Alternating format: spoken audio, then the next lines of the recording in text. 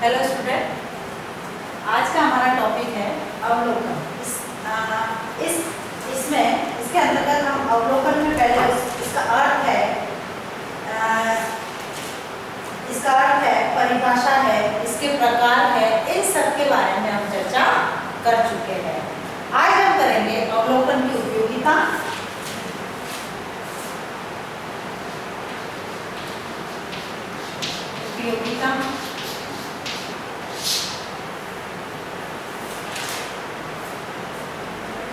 अवलोकन करते समय आने वाली कठिनाइयां,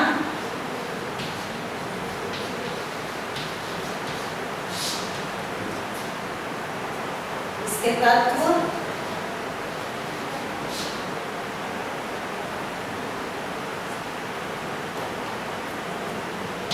इन सब के बारे में हम चर्चा करेंगे। सबसे पहले हम अवलोकन की जो उपयोगिता है उस अवलोकन की उपयोगिता को समझ लेते हैं। यानी जब अवलोकन करते हैं, ऑब्जर्वेशन करते हैं, उस समय इसकी क्या उपयोगिता है। इसमें सबसे पहले है अवलोकन अनुसंधान के लिए समस्या का चयन किया जाता है। समस्या का चयन, यानी जब अवलोकन करते हैं तो अवलोकनकर्ता को इसमें अनुसंधान के लिए या अवलोकन के लिए किसी समस्या का चयन करके फिर उसका अवलोकन किया जाता है। तो यानी समस्या चयन के बाद अवलोकन करना, समस्या का चयन। दूसरा है यह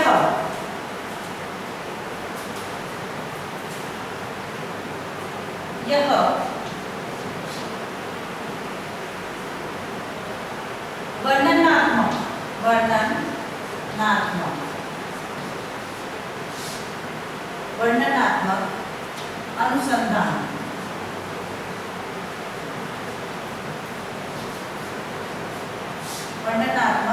अनुसंधान, विधि का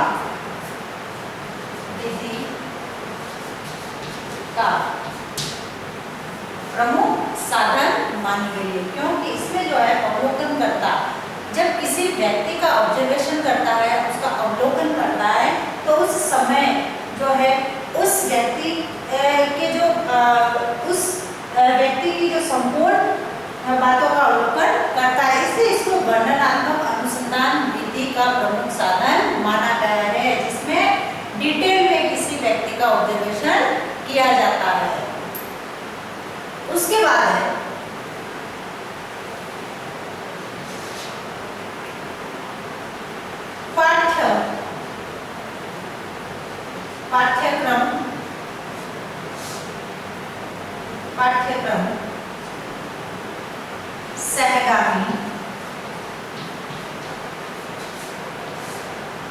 पाठ्यक्रम सहगामी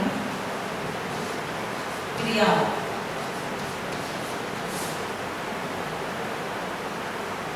के अवलोकन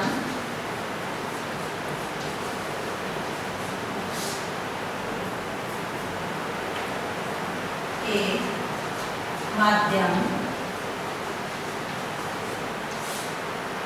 माध्यम से अनेक तथ्यों की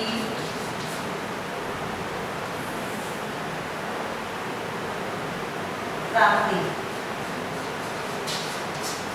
की जाती है। यानी जब अवलोकनकर्ता किसी भी व्यक्ति का अवलोकन करता है, उस समय या बालक का जब अवलोकन करता है, उस समय पाठ्यक्रम के साथ साथ चलने वाली जो सहगामी जो क्रियाएं होती है, उन्हीं क्रियाओं के अवलोकन के माध्यम से अनेक जो तथ्य है, उन तथ्यों की प्राप्ति की जाती है कि बालक इतना करता है, इतना कर सकता है। इन सब चीजों का पता लगाया जा सकता है अवलोकन के माध्यम से। उसके बाद है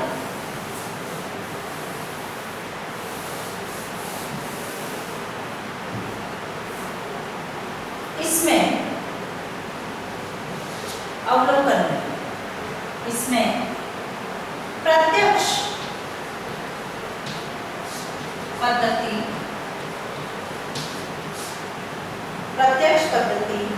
के माध्यम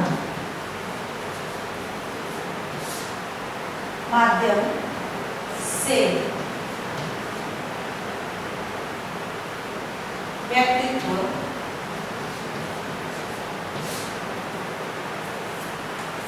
के विशेष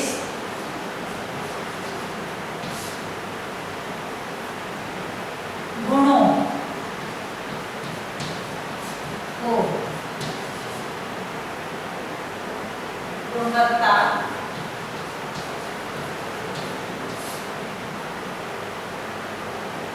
के साथ देखा जा सकता है। यानी जो ये जो अवलोकन है वह प्रत्यक्ष पद्धति के माध्यम से, क्योंकि इसमें अवलोकन करता प्रत्यक्ष रूप से किसी भी चीज का ऑब्जर्वेशन करता है, अवलोकन करता है, इसलिए इसको प्रत्यक्ष पद्धति के माध्यम से व्यक्तित्व के विशेष गुणों की गुणवत्ता के साथ देखा जा सकता है, क्योंकि इसमें अवलोकन करता प्रत्यक्ष रूप से सम्मिलित होकर अवलोकन करता है। इसलिए प्रत्यक्ष पद्धति के माध्यम से व्यक्तित्व के विशेष गुणों को गुणवत्ता के साथ, यानी व्यक्ति के जो विशेष गुण है उन गुणों में कितनी गुणवत्ता है, उन गुणवत्ता के साथ हम उसको देख सकते हैं। जितना हम इस ऑब्जर्वेशन या अवलोकन में प्रत्यक्ष रूप से देख सकते हैं वह अन्य किसी विधि में देखा नहीं जा सकता। उसके बाद है यह अन्य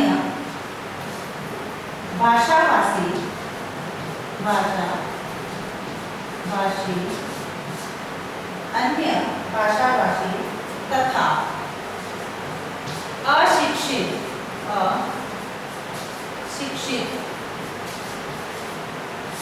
तथा अशिक्षित है उन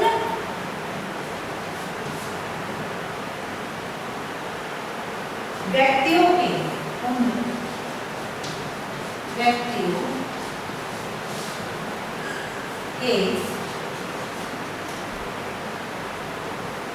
अध्ययन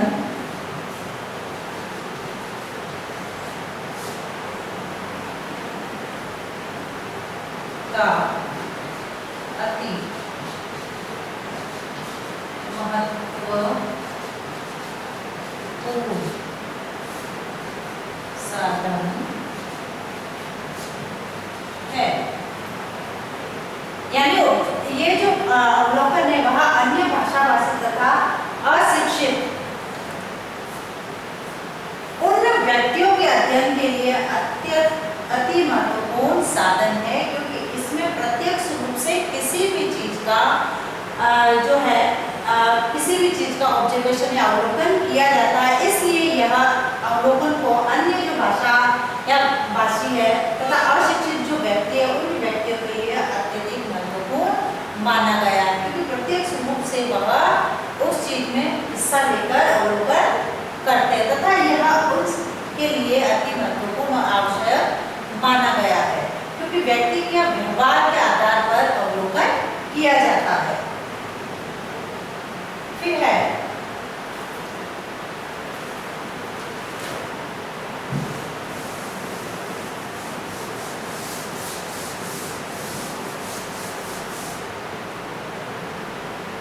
अवलोकन जो है विद्यालय भवन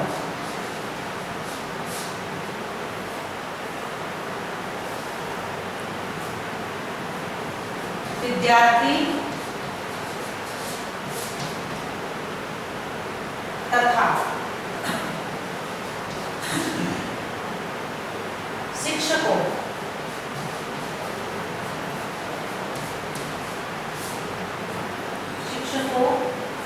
की प्रत्यक्ष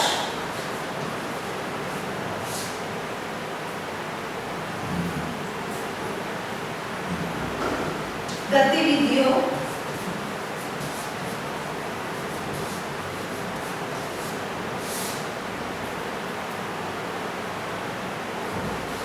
को देखने का साधन, यानी कि जो अवलोकन है वह यह अवलोकन विद्यालय भवन, विद्यार्थी तथा शिक्षकों की प्रत्यक्ष गतिविधियों को देखने का महत्वपूर्ण साधन है, क्योंकि इसमें कोई अवलोकनकर्ता जो है वह अपने नेत्र तथा चक्षुओं द्वारा अवलोकन करता है, इसलिए प्रत्यक्ष रूप से जिस चीज को देखता है उस चीज का अवलोकन करता है, इसलिए इसे विद्यालय भवन, विद्यार्थी तथा शिक्षकों की प्रत्यक्ष गतिविधियों को देखने का महत्वपूर्ण साधन माना है। उसके बाद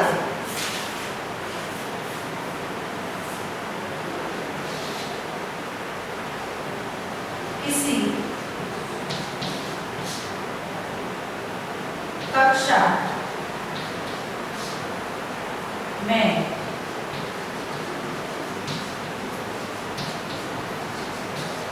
विद्यार्थियों के व्यवहार,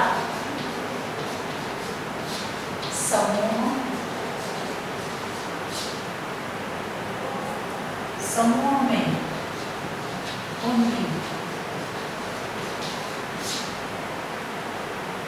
स्थिति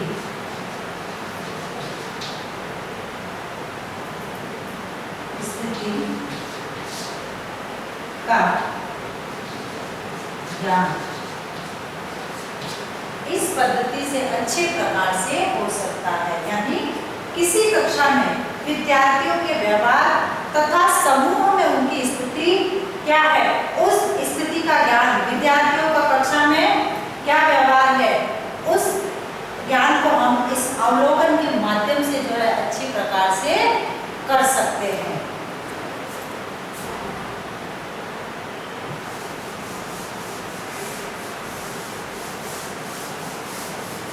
इस प्रकार से ये जो अवलोकन है, अवलोकन की महत्वपूर्ण उपयोगिता बताई है, क्योंकि अवलोकन के माध्यम से हम बालक के या व्यक्ति के व्यवहार का संपूर्ण अध्ययन कर उसको अवलोकन कर सकते हैं।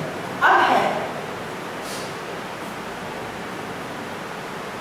जब अवलोकन करता है तो उस समय अवलोकन में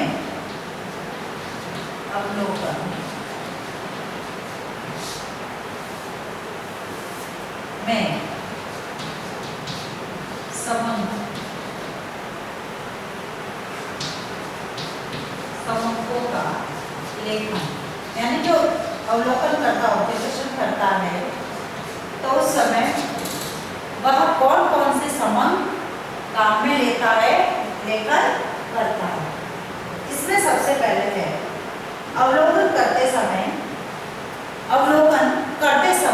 अवलोकनकर्ता को कुछ उपकरणों की आवश्यकता होती है तथा जिसमें से वह उपकरण है सबसे पहला निर्धारण मापनी, टूल्स बने हुए होते हैं, निर्धारण मापनी। इस निर्धारण मापनी के द्वारा बालक का जो व्यवहार है उस व्यवहार को पता लगाया जाता है। दूसरा है चिन्हांक सूची,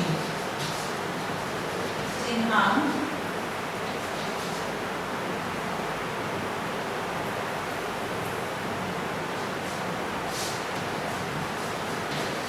चिन्हांकन सूची, यानी चिन्हों को अंकित करने वाली सूची। फिर है प्राप्तांक पत्र, प्राप्तांक बालक ने कितने अंक प्राप्त किए वो प्राप्तांक पत्र। और चौथा है रिक्त स्थान पूर्ति। इस प्रकार से जब अवलोकन करता किसी भी व्यक्ति का अवलोकन करता है या बालक का अवलोकन करता है तो उसे कुछ टूल्स की आवश्यकता होती है, जिसमें निर्धारण नावली है, चिन्हांकन सूची है, प्राप्तांक पत्र है और रिक्त स्थान पूर्ति है। इन सब को लेकर वह बालक का अवलोकन करता है कि बालक का जो व्यवहार कैसा है, परिवर्तन कितना आया है, कितना नहीं आया है। इन सब चीजों का इन उपकरणों के माध्यम से पता लगाया जा सकता है। ये जो है अवलोकन के उपकरण माने गए हैं। अब है जब अवलोकन करते हैं उस समय अवलोकन करते समय इसमें आने वाली जो कठिनाइयां है, सबसे पहले जो कठिनाई आती है मानव व्यवहार परिवर्तन की। मानव व्यवहार में परिवर्तन।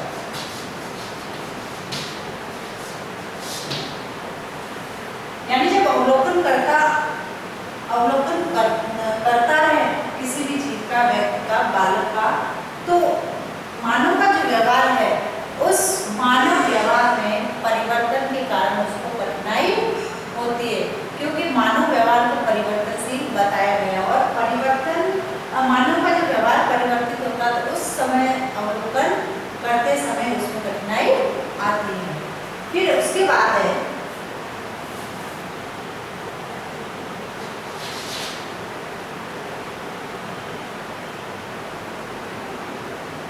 जिस पर अवलोकन करना है विषय उपलब्ध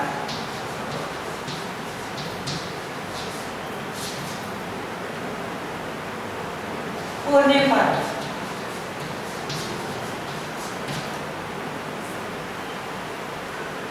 यानी विषय जब उपलब्ध होता है और विषय उपलब्ध होने पर भी यदि अवलोकन करने से मना कर दिया जाता है तो उस समय जो है समस्या उत्पन्न होती है या कठिनाई आती है। उसके बाद है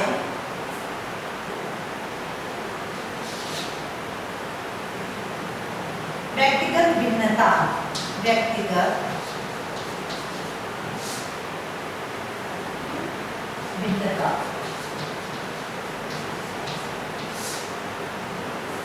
यानी जब अवलोकन करते हैं तो अवलोकन करने में भी व्यक्तिगत भिन्नता बाधा डालती है, क्योंकि प्रत्येक व्यक्ति एक समान नहीं होता है।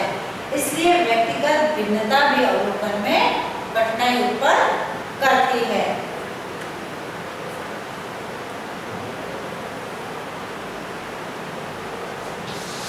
उसके बाद है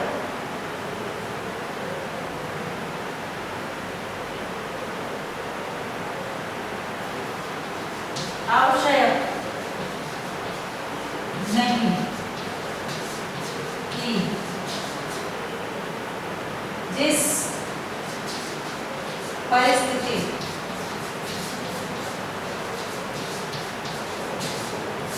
का अवलोकन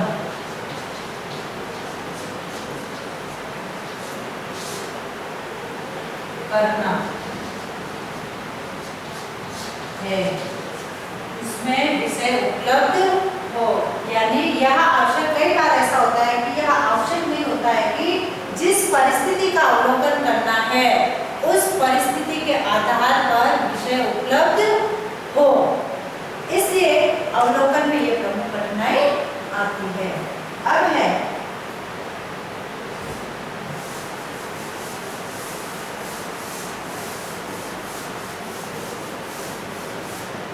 एक उत्तम अवलोकन के मुख्य तत्व। जब अवलोकन करते हैं तो उसमें उसको उत्तम बनाने के लिए कौन कौन से ऐसे मुख्य तत्व है जो इसमें होने चाहिए। सबसे पहला है इसका उत्तम अवलोकन के लिए पूर्ण नियोजन। पूर्ण नियोजन यानी जब अवलोकन करता किसी भी चीज का अवलोकन करता है उस समय उसको अच्छा बनाने के लिए, बेहतर बनाने के लिए सबसे पहले उसका नियोजन करता है। इसमें कुछ बातें हैं, जैसे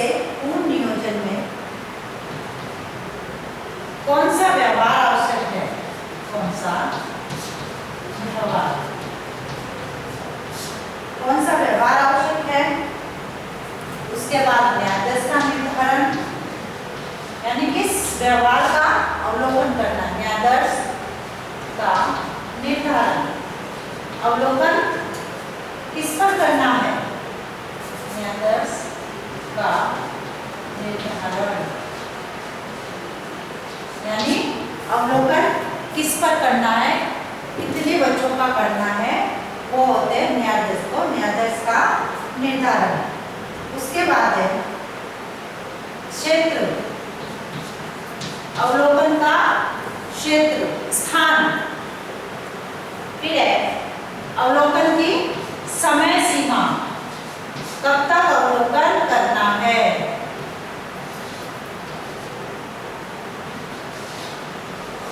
समय सीमा, कितने समय के लिए अवलोकन करना है। फिर है उपकरण,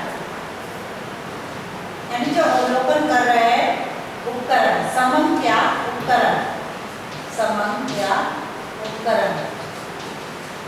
अब आप अवलोकन कर रहे हो, उस समय कौन सा उपकरण काम में ले रहे हो? चिन्हांकन सूची ले रहे हो, प्रार्थना पत्र ले रहे हो, या फिर निर्धारण मापनी ले रहे हो, वो सब इसमें पूर्ण नियोजन में होना आवश्यक है। उसके बाद है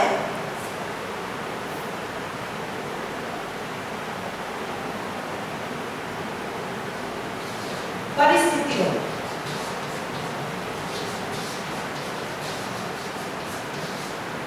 परिस्थितियों, यानी यह विशेष परिस्थितियों का निश्चय, विशेष परिस्थितियों का निश्चय,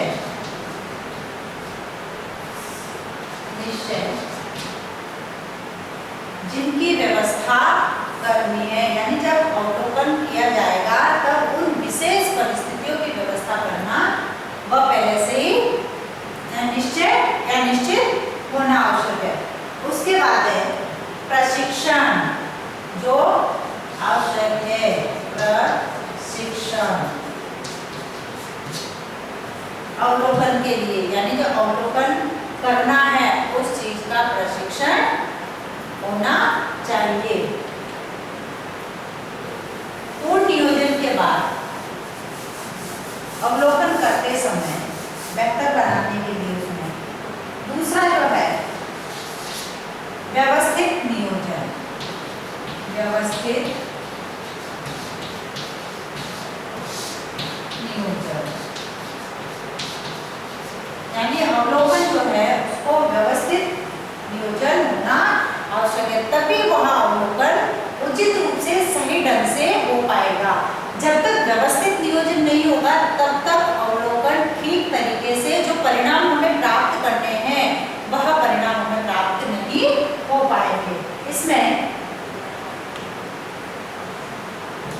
व्यवस्थित नियोजन में लेखन उपकरण, लेखन उपकरण, लेखन उपकरण का उचित प्रयोग, उचित प्रयोग। उसके बाद है व्यवस्थित प्रत्यक्ष अवलोकन का, प्रत्यक्ष अवलोकन, यानी प्रत्यक्ष अवलोकन का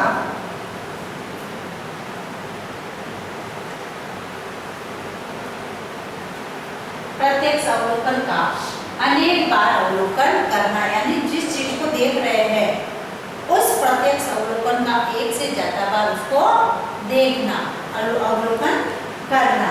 उसके बाद है व्यवस्थित परिस्थितियों का निर्माण करना, व्यवस्थित परिस्थितियां, जिससे कि अवलोकन सही तरह से हो सके। व्यवस्थित परिस्थितियों,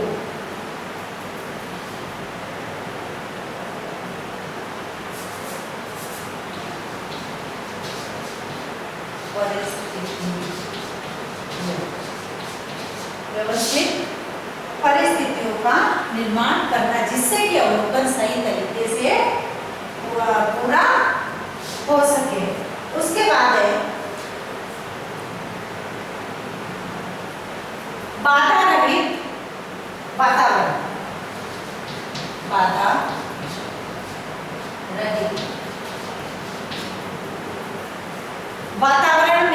सजग अवलोकन करना, यानी चाहे जो है वातावरण है उसमें सजग रूप से अवलोकन करना। उसके बाद तीसरा है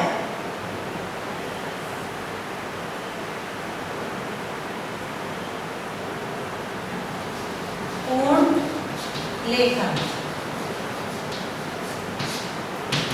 यानी इसमें अवलोकन के साथ साथ बातों को लेखन भी करना, लिखते हुए भी जाना है कि अवलोकन जो कर रहे हैं उसमें उन बातों, विशेष बातों को नोट करना, इसलिए पूर्ण लेखन। उसके बाद है वैज्ञानिक विश्लेषण। वैज्ञानिक विश्लेषण,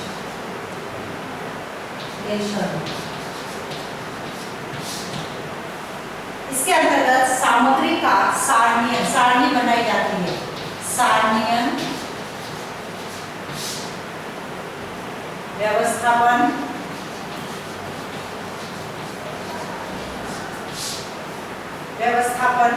तथा विश्लेषण।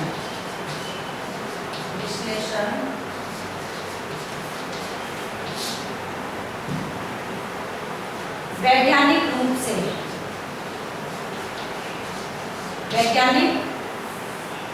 रूप से करके उचित परिणाम प्राप्त किए जा सकते हैं।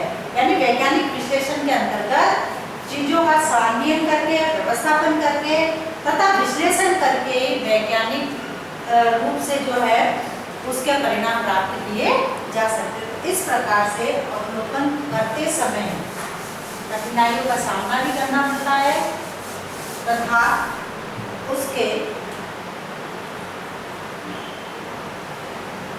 उत्तम अवलोकन के तत्व भी बताए। अब आज आपका रहता है अवलोकन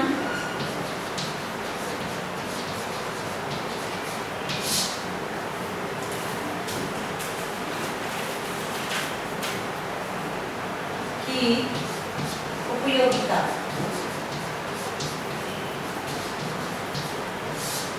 बताते हुए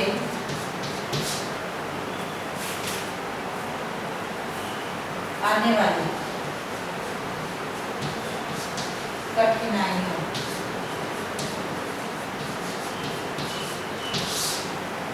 को समझाइए।